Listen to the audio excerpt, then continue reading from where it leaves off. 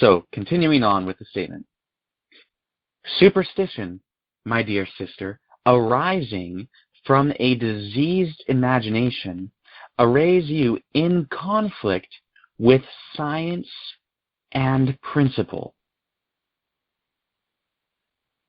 Now, as I mentioned last night, one of the aspects that I want us to focus on as we're reading through this testimony is science. And the reason why we want to focus on that is because the majority of Adventists, Davidians, and branches, and many religious folk in general, have a certain degree of an anti-science perspective.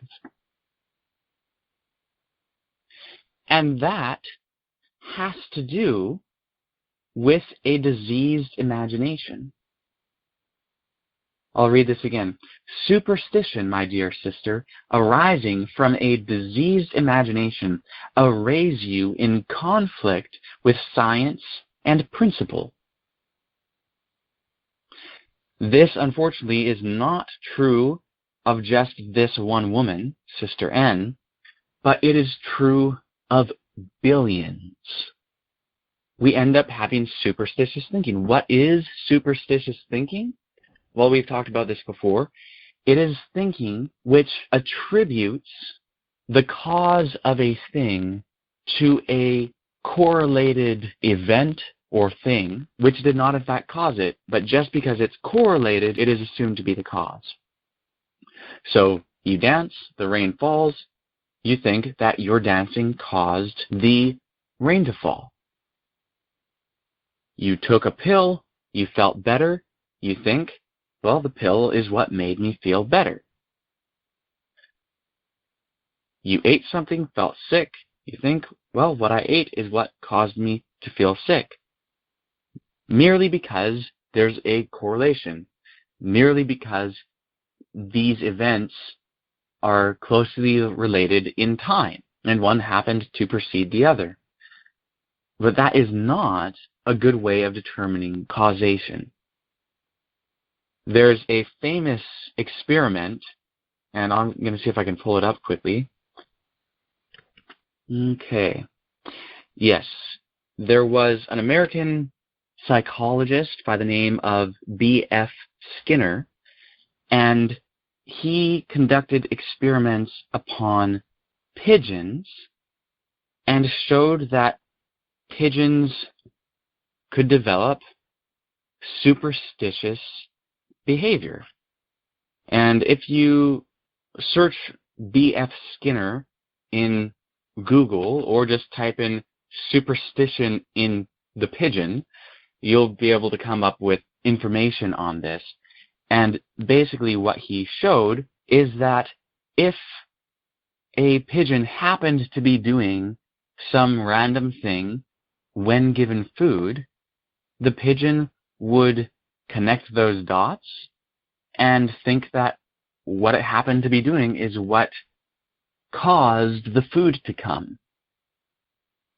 So the pigeon would end up continuing to do this totally unrelated action, whether it was scratching its wing or touching the side of the cage or whatever it may be. Pigeons would end up connecting these two events and thinking that one caused the other simply because one preceded the other in a given instance. Humans do the same thing a lot, and this is what we call superstition. You see a black cat and you have a bad day and you think, oh, this black cat is unlucky. This is what caused me to have a bad day. If you happen to touch a rabbit's foot and had a good day, you might think that the rabbit's foot is what made you have a good day. And that's what superstition ultimately is. And those examples, those more classic examples, really highlight the idea, but we make exceptions. Most of us still employ that fallacious logic for many things in life. I've already given some examples, taking a pill and feeling better, and thinking that because you took the pill first and then felt better, that the pill is what caused you to feel better, eating something and then feeling bad, whatever it may be. And it might not be a pill. It might be an herb.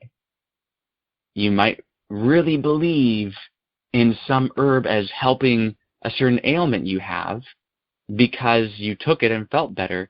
But unless it has been experimentally verified with a genuine scientific experiment, then that experience cannot be relied upon, even if it did actually cause you to feel better. Maybe it was actually the cause. But the point is that you have no way to know whether it really caused you to improve or not unless you subject it to actual experiments. The reason why that is the case, even if it does work, is because we know that people do things that don't actually work and think that they do because of this correlation. And we know that people assume that two things which correlate are actually related and that one caused the other when in fact they're not. So we know that dancing is not what makes the rain fall. But how do we know that dancing is not what makes the rain fall? Well, it is a result of a variety of careful experiments which revealed the principles involved in the action for why the rain actually falls. And it turns out that it has nothing to do with people dancing. There's no physical link between dancing and rain falling. That's how we know that dancing is not what causes the rain to fall. So that's the only way that you can really tell. And we might think that, oh, people who have thought that in the past must have just been stupid. But that's not true. It's not that they were stupid. They just had that way of thinking that, hey, we did this and then this happened. Well, obviously that works, and we use that same thinking all the time. Hey, I wasn't feeling good, and then I drank that echinacea tea and started to feel better. So it would be dumb to think that that's not what caused it. Well, that's exactly what people who have believed in rain dances resulting in rain thought. They believe that they really knew it by their experience. Like, you're going to tell me that dancing doesn't work to make the rain fall? What? Are you stupid? I know it works because I've done it and the rain fell. So that's how we think when it comes to tea, when it comes to food, when it comes to herbs, when it comes to medicine. We end up thinking that just because we did something and then experienced some sort of change, that the thing that we did is what caused the change. No, whether you are right or wrong, you actually don't know whether you're right or wrong unless there's actual experiment. And if you conduct an experiment and you happened to have been right, you may take that as confirmation that you were justified in holding your position. But the point is, you are not justified in holding your position, even if you end up being right, if it is not backed by experience, by actual experiment, at the time of holding the belief. In other words, the only time at which it becomes justified to hold a certain belief is when it has been experimentally verified. Prior to that point, you have no justification, and even if it is later demonstrated to be true, the belief in it prior to that demonstration is just as fallacious. It is just as unjustifiable as if the belief was proven to be false, because you had no way of knowing the difference, and the fact that it ended up being correct was only a fluke. How could it be anything more absent of experimentation? I'm going to read this statement again.